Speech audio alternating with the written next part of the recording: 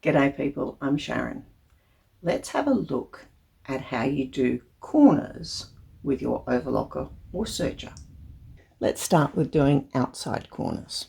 The most common way that I do these is simply to stitch along one edge and then turn around and stitch the other edge.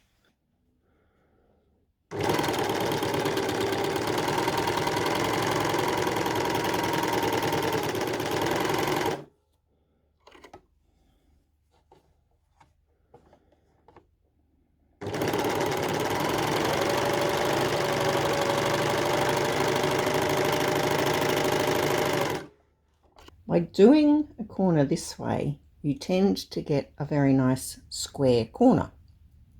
You're traveling in one direction and then you're traveling in the other direction. It's easy to stay on track, but you end up with a chain. How can you do it without a chain?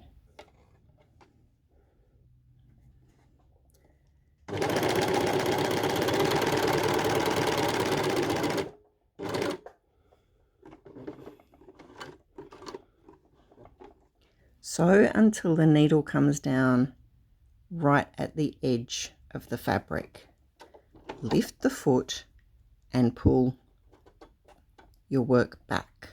You have to do that to disengage the fabric from the pins, so to pull the threads and the fabric off the pins.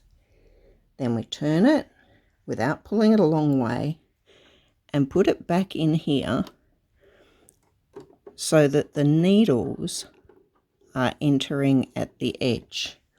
You need to be not cutting anything off at this edge. Put the foot down and give a tug on each of the needle threads. They're the threads on the left. By doing that, you ensure that you don't have so many loose bits of thread hanging around. It's then simply a matter of starting to sew in the other direction.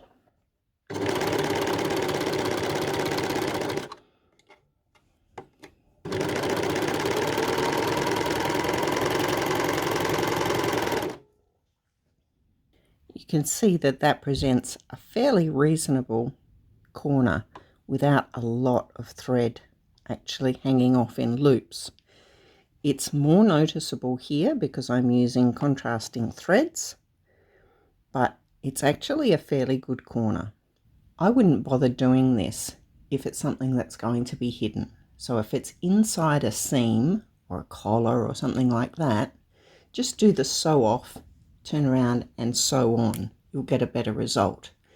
This is for when you're doing things that are going to be on the outside of whatever you're making.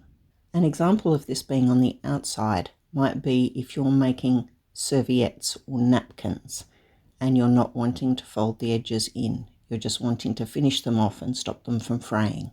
So what do you do if you're wanting to sew this sort of an inside corner? So for you, you would be sewing down here and then across there.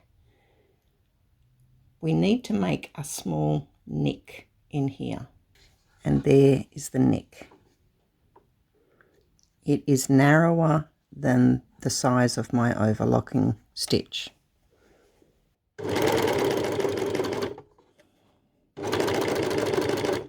I need to keep this piece out of the way.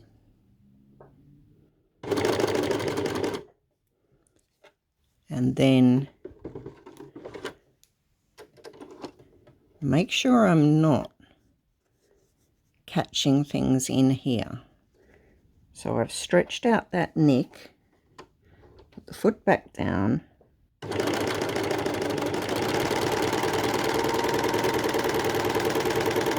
and carry on sewing. And there is my stitching.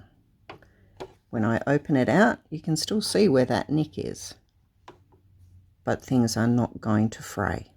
When I sew trousers and I want to put a zip in the front, I generally have an extension for the zip.